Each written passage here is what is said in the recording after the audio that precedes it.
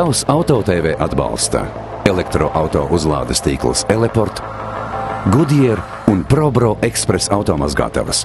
Tikai 96 sekundes un jūsu auto ir tīrs.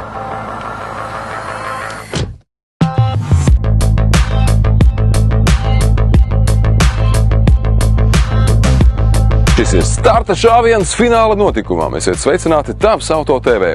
Dienā, kad sākas konkursa Latvijas e-auto 2024-25 noslēdzošie testa braucieni.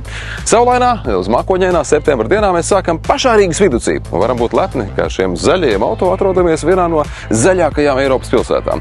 Pateicoties Rīgas mežu, dārzu un parku atbalstam, ar visiem 29 konkursam pieteiktajiem elektriskiem spēkratiem mēs varam būt šeit, uz AB Dambja, lai kopā ar mūsu kompetentās žūrijas locekļiem dotos 2 dienu testos uz Igates pili, šādi noskaidrojot labākos elektroautomobiļus dažādās ieskaites grupās. Un ko lai saka, patiešām šī gada Latvijas e-auto konkursam pieteikto automobīļu parks bija gan raips un atšķirīgs, un es nerunāju tikai par krāsām vai formām. Sāksim ar cenu amplitūdu. Šo auto bāzes versijās tā ir no 26 līdz pat 135 tūkstošiem eiro. Jauda no 126 līdz galvu riebinošiem 442 kilovatiem. Bet neskatoties uz šādām atšķirībām tehnisko datu tabulās, visi šie spēkrati, par pārsteigumu daudziem no mums, spēja demonstrēt cienījamu sniegumu, tādējādi vēl vairāk apgrūtinot žūrijas darbu. Švakākais auto no šī pulka ar vienu uzlādi spēja veikt 310 km. Labāko nobraukuma diapazons pietuvojās un pat nedaudz pārspēja atzīmi 600 km. Pagaidām nav vēl tādi konkrēti izteikti līderi. Nu skaidrs, ka tās mašīnas, kas maksā dārgāk, viņas ir ērtākas, komfortablākas, asistenti, saloni, viss. Nu, nav tādi skaidri piedestāli, jo ir ļoti daudz labu auto, un patiesībā būs diezgan grūti izvēlēties tādu piedestālu. Pavasara braucienos jau bija aptuveni kaut kas jau salicis, bet tagad es secinu pirmkārt jaunu dalībnieku, un jo tuvāk mēs tuvojamies finišam, jo sarežģītāk paliek, un dotā brīdī ir tā, ka es esmu ritīgi apjūtis. Īstenībā tā vērtēšana nemaz nav tik viegla, kā likās sākumā. Kad tu sāc rakstīt visus tos punktiņus, ka tev vajag ir ko darīt, jā. Cenas pret ieguvumu, un tur vēl tās dažādie aspekti, kā tu sajūtas, kāds tev rodas pie stūras, to visu sajauc. Un tagad man pašam ir interesanti, kas man beigās sanāks no mana balsojuma. Ne tikai no citu balsojuma, bet tīri no manējā, kas sanāks. Spraigākais būs liekot viņus rangā, saprast, kur tās nianses atšķirās. Ja daudzām tās nianses tik daudz un būtiski neatšķirās. Viss īstenībā ir foršas, labi nostādātas mašīnas, baigi fēni brauktuļņā. Viegli atlas starp 29 automobīļiem noteikti nebūs. Elektroauto tagad ir jaunākā tehnoloģija visiem ražotājiem. Visi ir mēģinājuši ielikt iekšā, kas no viņiem labākais šobrīd ir. Un ir diezgan grūti objektīvi paskatīties uz to, neskatīties tikai no savas prizmas. Būs interesanti. Galvenais jau izbraukt, iztestēt, un lai ir pietiekami tās emocijas, no kurām veidojās tālāk jau tas vērtējums.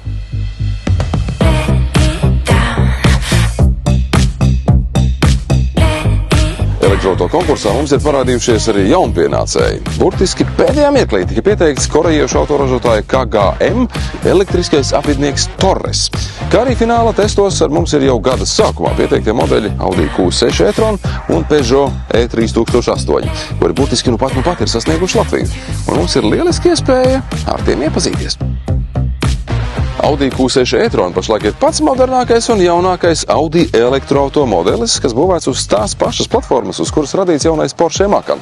Tam ir 800 voltu arhitektūra, jaudīgi motori, atkarībā no versijas arī aizmugurējo vai visu riteņu piedziņu, kā arī par papildu samaksu iespējams to aprīkot ar pneimatisko piekari ar maināmu klīrensu. Pēc pirmajiem braucieniem automobils atstāja patiešām labu iespaidu. Tas ir ļoti komfortabls un ietilpīgs, un interesanti, ka noliekot to blakus Q8, rodas iespējas, ka nosaukumi būtu jāsamaina vietām, jo vismaz vizuāli Q6 šķiet lielāks par savu pēc papīriem lielāko brāli.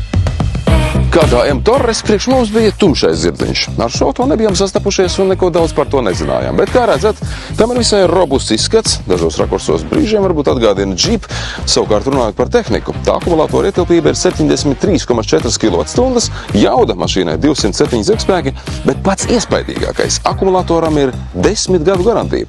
Un šo gadu laikā, ieklausieties, ražotājs ļauj nobraukt 1 000 000 kilometru. Par tik iespaidīgu piedāvājumu līdz šim dienu nebijām dzirdējuši.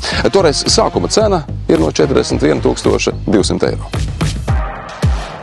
Peugeot vienmēr ir izcēlies ar ekstravagantu dizainu, un arī E3008 nav izņēmums. Gan no ārpuses, gan iekšpuses tas mēģina atšķirties no pelēkās masas, lai pārsteigtu jūs ar dažādām sevišķām šķautnēm un risinājumiem. Bet tehniski šis auto varētu būt vairāk tendēts uz ekonomiju un nobraukuma diapazonu. Pēc ražotāja datiem tas ir 525 km ar vienu uzlādi, un mūsu reālā testa apstākļos tas bez šaubām ir mazāks.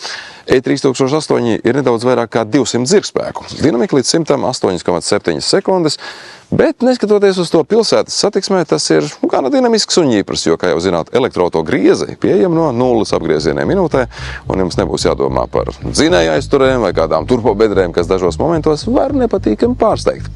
Šis auto cīnīsies par galvenā elektroauto konkursa balvu cenu kategorijā līdz 50 000 eiro.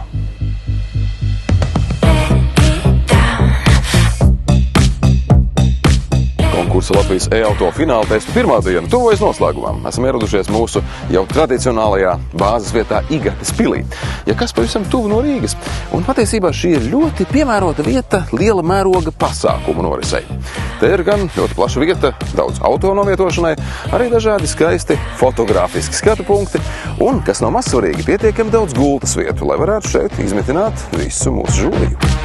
Jo pavisam drīz uzzināsim tos e-auto modeļus, kuri ir guvuši vislielāko atzinību žūrijas vidū.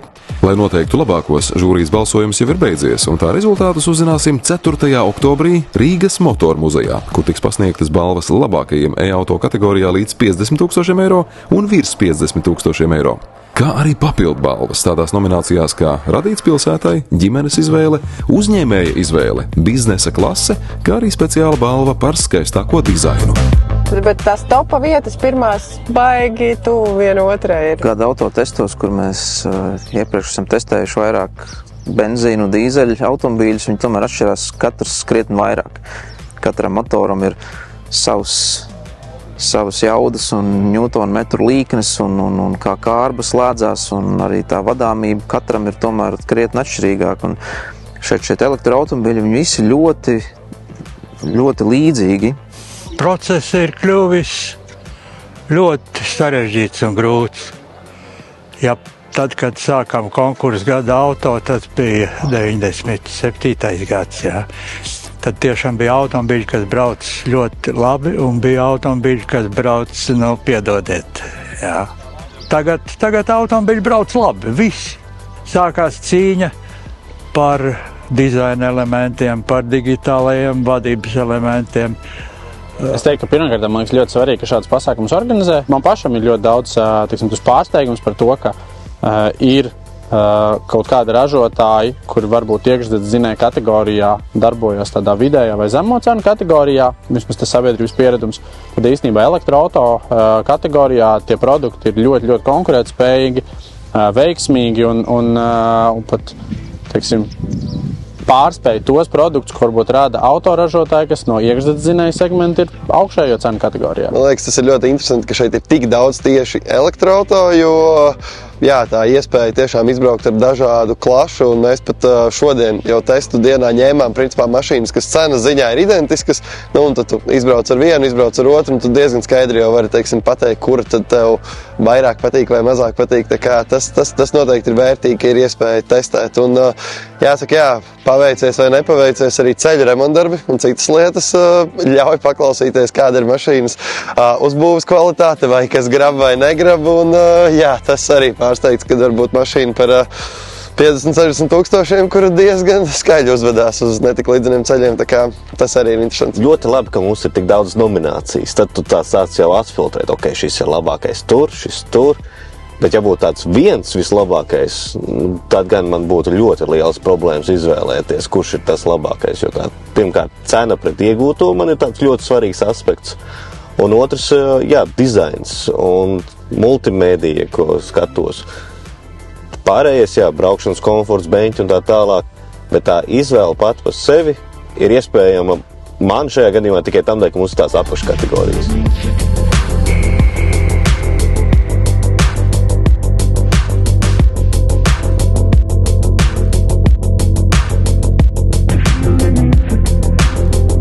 Tavs Auto TV atbalsta elektroauto uzlādes tīkls Eleport, Goodyear un ProBro Express automazgātavas.